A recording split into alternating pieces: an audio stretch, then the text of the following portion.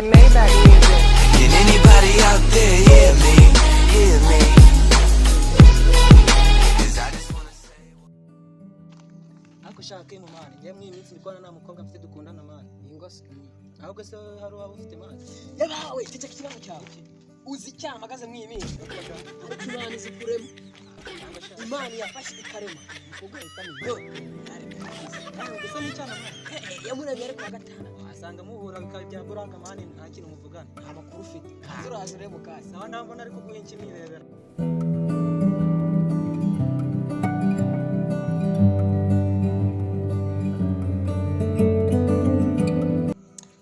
Yaba yararaje ngo murebe uzi ukuntu ari icyuki nzaba ndora mu ahubwo tujye kumureba nari ibintu ufite umwanya twagiye ahubwo nguyu mwana sema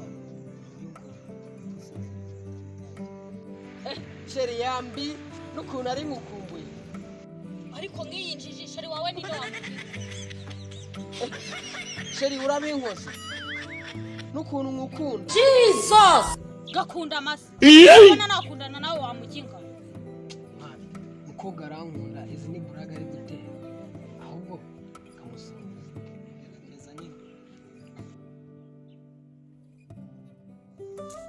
sibyo se she none se bya bindi warabyemeye narabyemeye ariko mfite ikibazo cy'uriya mukobwa wundi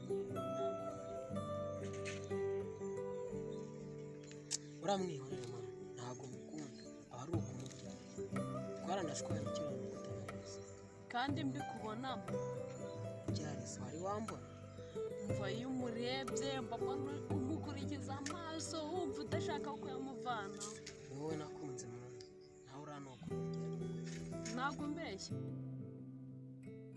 Mignoni uwo muhungu mureke kuko numutesha amatwi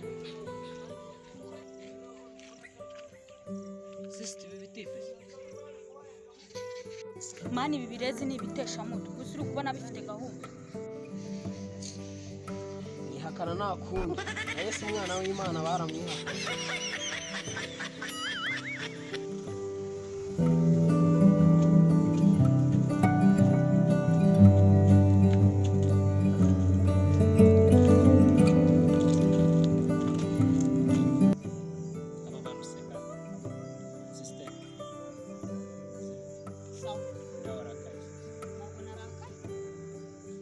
abatipe sekunde bakureba neza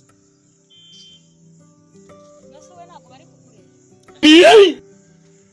kuriya muhungu genda aza kwitwa nawe kuriya muhungu ntabwo mukundana ahubwo se wakigwaryiwe weho n'umukobwa ntabwo mukunda mani nabikubwiye kwiyemera kwawe birabaye kimuvayo hano no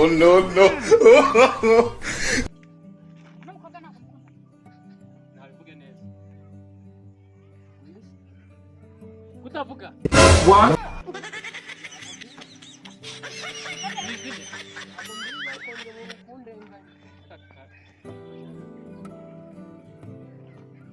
ntabwo mukundana